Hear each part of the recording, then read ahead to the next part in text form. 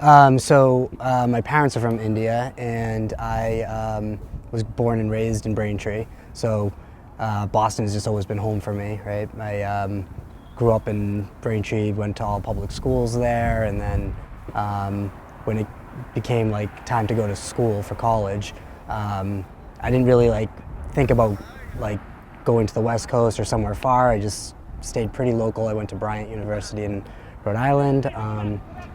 I've always just been kind of local. I've had all my support, my family and my friends here, so it's always been home to me. Both my parents, live in Braintree. We've been there for 30 plus years. I've got an older brother. He moved down to Baltimore and got married. He's been there for probably 3 years or so. And then a younger baby sister. She's in New York City. She got married probably 3 years ago. So my brother has been married for 1 year. My sister's married for 3 years in there. We used to read the Quran every day, 10 pages we'd have to read. And I think we'd read 8 pages on our own. It'd be called a nukhta. And then 2 pages we'd have to read with him watching over our shoulders. And if we made 3 mistakes, I think, or more than 3 mistakes, we'd have to read it another 2 pages. But we would read this every day. He'd come back after work and teach this to us. And sometimes we'd be on the front stoop, just sitting on the stairs, and our friends are being like, "Oh, let's go play ball," or whatever. And we're like, "Nah, we have to pray." Our neighbors, the way you treat them, that's probably the only Muslim they're gonna see. That's probably the most intimate relationship they're gonna have with a Muslim person. And so if I go up to my neighbor and I say, "Hey man, I'm going over to the dump, let me grab your stuff," he appreciates that, and he's like, these guys are just normal people. They're just like my other neighbor next door. If I need something, they come to me, and if they need something, I go to them. And it's just, I've got relationships like that with my neighbors. There's a storm a few years ago, and we got piled on. You couldn't drive on the road, and I couldn't get any gas, and I went across the street, and I mentioned it, I think, on Facebook, and my neighbor was like, "Oh, come over, I got some gas," and he didn't know how long he would need that gas for, we got 2 feet plus of snow. He could have used it for himself, but he was like, "Oh no, come on over, take what you need." And, that kind of relationship is awesome. And that's what they need to see, because unfortunately, really, the media's done a terrible job with displaying what Islam is. I went to graduate school, undergrad at Bryant University in Rhode Island. A small, not very diverse school, we'll say. But it was an interesting experience. Also when I went to high school, that was the same thing. Braintree wasn't a very diverse area. It is becoming a little bit more now. So I was used to seeing the same stuff. And then when I went to Bryant, the same thing. There wasn't any MSAs. There was maybe a few Muslim people, but I wouldn't even really know who they were. So it was a bit difficult. I didn't really get to see my Muslim identity there. If anything, I got probably more lost. And then, after graduating, took an accounting position in Boston and lived at home in Braintree for a year, and then moved to the West Coast, did that thing for a little bit, and then came back and did my graduate school at Northeastern, and I did my master's in taxation. And so personally, I kind of stay active in a bunch of different areas. Obviously, I like to play sports, and I was playing football on this gorgeous Sunday. But yeah, any sports, any physical activity. My passion is absolutely surfing. I love just being out in the water. There's not a better feeling.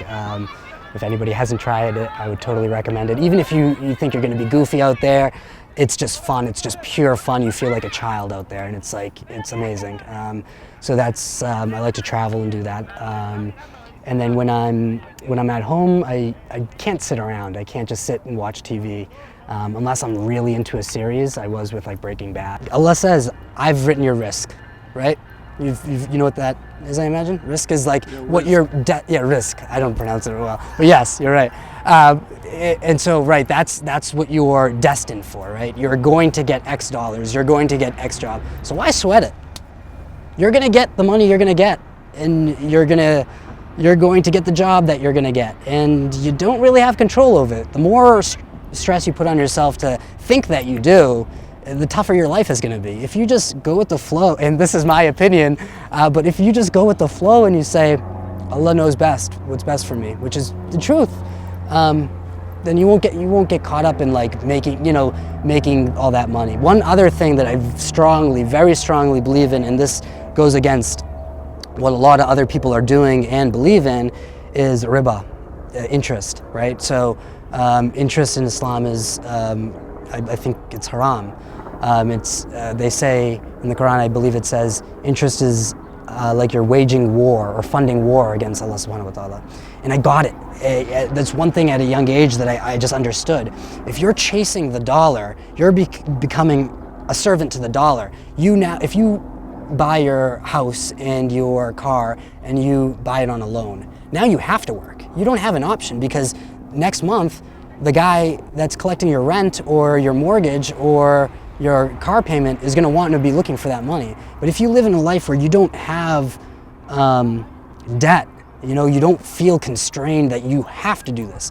When I got laid off at Ernst & Young, if I had bought a house and a car and had mortgage payments and car payments and student loan payments, then I wouldn't have the option to take 8 months off and just relax. I would need to go work and find a job, and I wouldn't be where I am today. I'd just continue to chase the dollar, and alhamdulillah, I'd do well. I'd live in a nice house, everything would be peachy, but would my deen be at the same spot? Would my inner peace be at the same spot? No way, no way. You need to, and I think that's really driven by that thought of interest, because I'm like, I don't feel like I need to work because I need to make payments. I think this audience is going to be broad, and I think regardless of who it goes to, what's really important is giving back, right? Allah subhanahu wa ta'ala has put you in such a great position just by this person's ability to watch this video right now, that you're not struggling to go find food right now. You have the ability to relax and probably your couch and watch this on YouTube or whatever. But you are in a great position, and there's a lot of people that aren't. And you don't even have to look very far. You don't have to go across the sea and look at Africa or Asia. Look in our backyards. There's homeless people here. There's people that struggle to find a meal. And it's our responsibility to help these people. And so whatever people do, you should benefit from by your hard work, of course. I don't mean not to, but you should also see opportunities to give back. And that might just be in the form of, you see a kid down the street and he's looking for somebody to throw the ball around, and you're like, oh, I'll do that. And you're giving back, you're making his day go better. And who knows what impact you hanging out with that kid on that day is gonna have down the road. But constantly look for opportunities to help your brother and sister in humanity. It's so important for us to, not as one ummah, but as one humanity group, help each other, look out for each other, it's crucial.